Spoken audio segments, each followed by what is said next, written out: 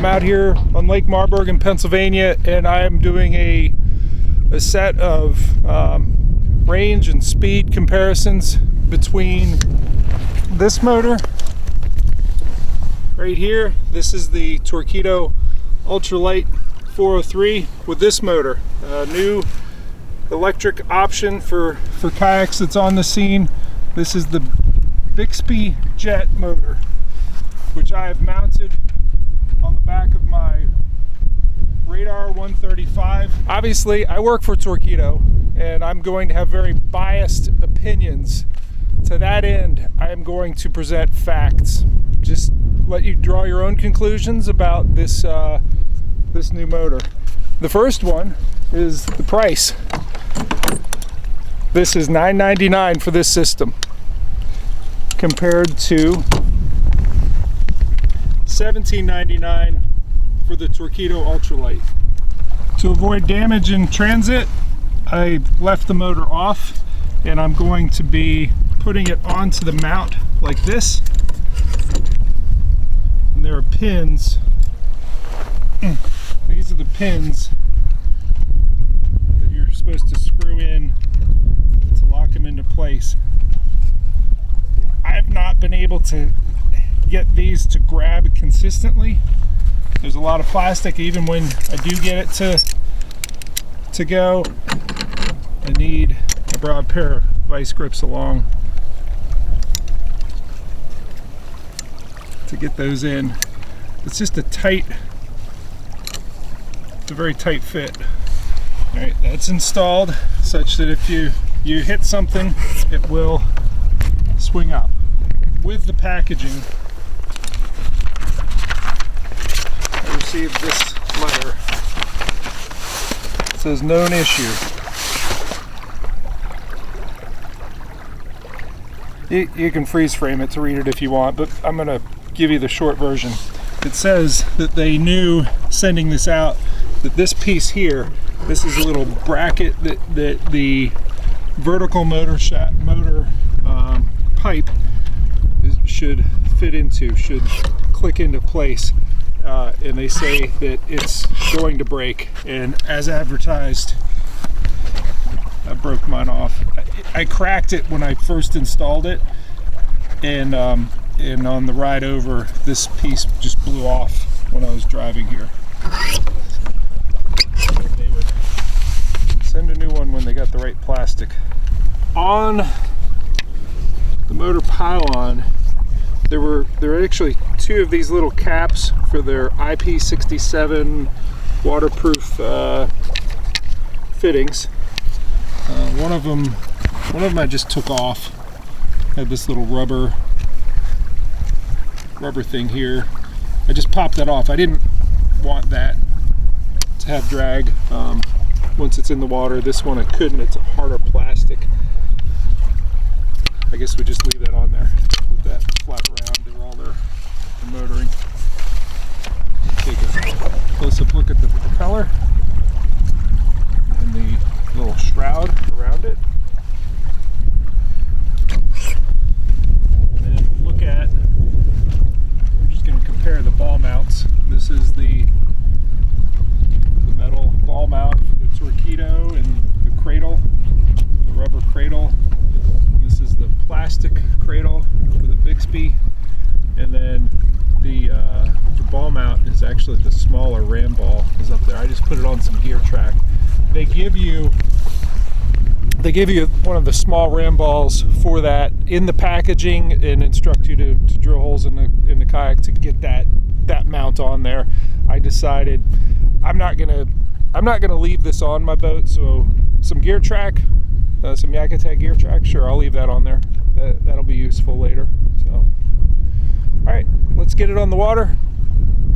Let's get some maximum speed. I'm also testing range from what I understand, they're different settings with the remote throttle. So we'll get all that data and compare it to what I have in terms of baseline data from running the Torqeedo Ultralight 403 a couple weeks back. Same boat, same setup. It's just the Torqeedo as opposed to the Bixpy here.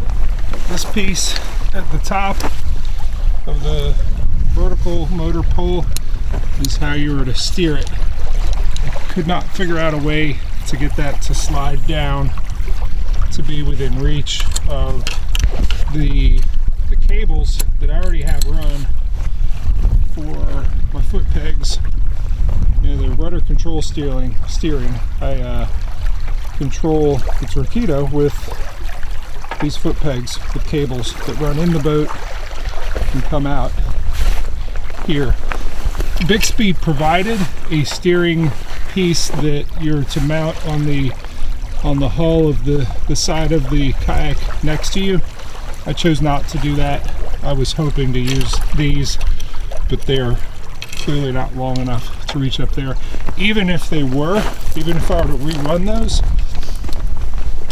they would come along here straight and then curve way up to meet this piece here. I'm not sure if that would even work because it would be a downward pressure instead of a side-to-side rotation.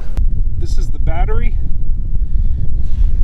Both Torqeedo and Bixpy utilize a lightweight lithium battery with IP67 terminals. IP67 means that it can be submerged 1 meter deep for over an hour with no water intrusion into the system, into the battery. Now that is securely connected, I'm going to show you, this is the kill switch. It is a battery magnet that goes right on there, and it is attached to a nice long leash attached to me, such that if I fall out, the kill switch is that comes off and the battery stops. The throttle is here in my hand, and there are different settings for how fast you can go. That's what we'll be using. This is the LED display that shows that I have a full battery. This is the depth finder unit, the chart that I'm using to really just get our speed. So right now I'm just drifting at 0.5, just under paddle power, and we'll go ahead and get started. This is the wrist throttle, and I'm going to go ahead and push this button on the upper right to get going on the first setting. All right, let's go. Okay, push that, and I can hear behind me I'm being propelled, and let's see what speed we get. Alright, I admit I got a little bit impatient and I ran it right up to the top speed, and I will tell you, we got a little bit of a breeze out here, and I'm actually going with the wind. So with the assist of the wind, we're hitting 4.5 miles an hour. That is our top speed with the Bixpy. Now I'm going to go ahead and get the range of all the other settings and give you, be able to graph out what is possible. All right, it's a windy day. I don't like where I'm doing this. I'm going to change locations. I got a nice cove over that way, and I really need to tuck into, like what I've been trying to do, I'll show you right here, is tuck in behind this stand of trees where I don't have much wind affecting me. If you go out to the side, you can really see the wind it's affecting these numbers, this speed number. So what I'm doing is I'm going to go way down in there. I'm going to run down there, get into one of these coves where I'm not going to be affected by this wind, because I don't think I'm getting accurate numbers with the wind. So this is going to be a little more fair to the motor over here. If anything, I got the wind to my back, but if you look this way, you can see we don't have wind here. So we're going to do the testing back and forth along this shoreline here. First setting just keeps going back and forth between 2.1 and 2.2. We'll just say 2.2 for the first setting. Let's go to the second. 2.5 is the second setting. At 3, we're hitting 2.8 miles per hour. Let's go to 4. At 4, 4, we're at 2.9 miles per hour. Fifth setting looks like it's stabilized on 3.6 miles per hour. All right, I keep giving each pass, each mile per hour, a different pass in this wind, wind blocked area. Setting number 6 is stabilized at 3.8. Let's go to setting 7, going the other way in this smooth water area. Go ahead and turn around. Setting 7.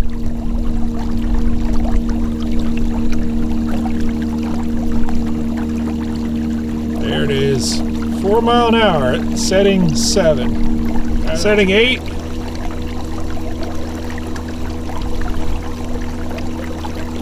Come on. Get to 4.1. I just saw it briefly. There it is. Setting 8, 4.1 miles per hour. Setting 9. Nice wind protected water.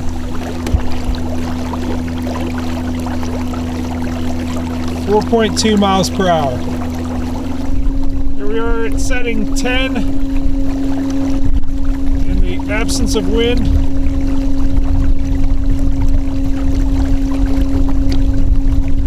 4.3. So that addresses speeds. 4.3 is a maximum.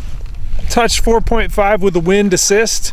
But that does not address range yet. And I'm going to calculate range based on the time I have the motor in water, in runtime. I'm setting this up at home so I don't have to be out here for, I don't know, 3 or 4 days testing range with a fresh battery at each setting. I'll probably pick 3, maybe 4 settings to test. I've already done 1 at the top setting, and that was, I think it was 7 hours and change of, actually not the top setting, the lowest setting, setting 1, I had 7 hours of runtime. But I will calculate all of that and put it on a graph, and we'll see what it looks like, and we will see what it looks like compared to the same data with the Torqeedo on the same boat, and just keeping things equal.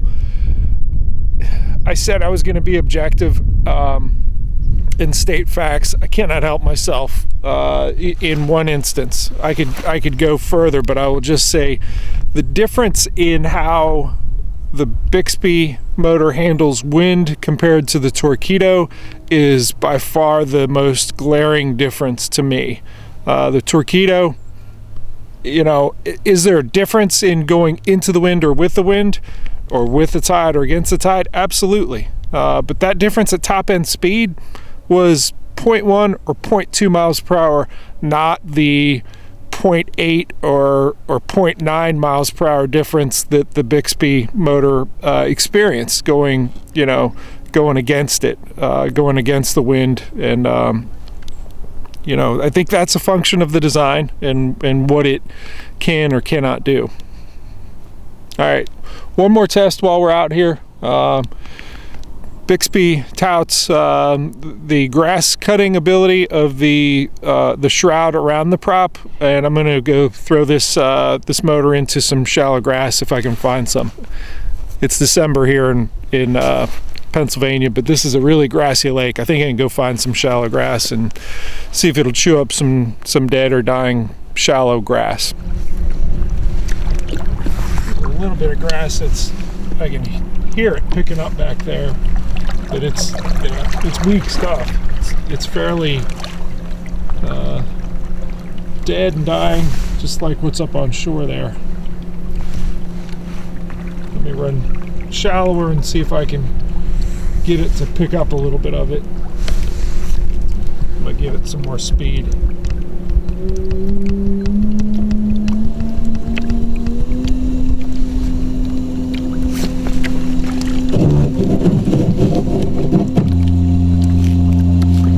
Alright, let's stop. See what that did.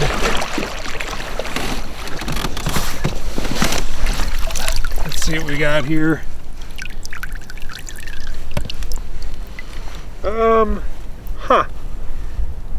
At That's interesting. That change in sound was, I thought it'd be grass, but it's not. There's a little rock wedged in there from it going shallow, and it has lost a prop. Darn. Yep, that prop sheared right off. You know, I guess it's the end of testing it. Bummer. All right, well, that was an abrupt end to testing, which is a shame. I was hoping, you know, I'm an employee of Torqeedo, but I'm a kayak fisherman. I've been a kayak fisherman first, and anytime there's advancement in the sport and technology, that's a good thing. Even if it is competition for my job, it's going to help raise the level, you know, of the sport. It's a good thing. I was hoping, I really was hopeful of this shroud being a good thing for grass and rocks and, you know, protect the propeller. You can see I think I still have the rock here somewhere that did it, but it was, you know, it wasn't a massive hit. It was some sort of small puddle that got caught in there that broke that propeller off. That's not protection. First time out in shallow water. The other thing I really miss about the Torqeedo, knowing my range. With this, you have, and I did get to do some range testing in a tank at my house, putting the motor down in the tank and running it and timing it at the lowest setting. But this is your range calculator, the closest thing you have to it. You put that magnet on there, and you have, looks like 5 green dots and 1 red one. And when I did it yesterday at the lowest setting, it took a long time to get through the first one, a long time to get through the second one. The third one came a little quicker, and then the last 2 and the red one went quick. That's not a good, you know, it's not like what Torqeedo has in terms of the GPS that gives you very specific, hey, at this setting you have 8.4 miles of range at this setting, and you know, hey, the launch is only 2 miles away, let me push it down, and you go full throttle. You go, in this particular boat, 5.4 miles per hour at full throttle with a 400 watt motor. You know, you get there quick. The other really glaring difference, and at first I thought, hey, it's a disadvantage that we have wind today. I countered that, and I really gave a fair test of the Bixpy in a wind protected area where it was glassy. But then I took it back out and I said, what is the difference? It was between 0.9 of a mile per hour and 1 mile per hour difference going into as opposed to against the wind. I know with the Torqeedo, I've done the same thing. Actually, in testing, I've noticed, oh, okay, well, I'm not really getting fair numbers unless I get into a wind blocked area. That difference, depending on the day, 0.1, maybe 0.2 miles per hour going with as opposed to against the wind. So it's not able to handle the wind the way a Torqeedo does, and I think that's inherent in the design of the Torqeedo and the design of the Bixpy. So those are my thoughts on it. I know I said it wasn't going to be opinionated, I was going to present the facts, but I can't help myself, and I have presented facts, and hopefully you have your own conclusions.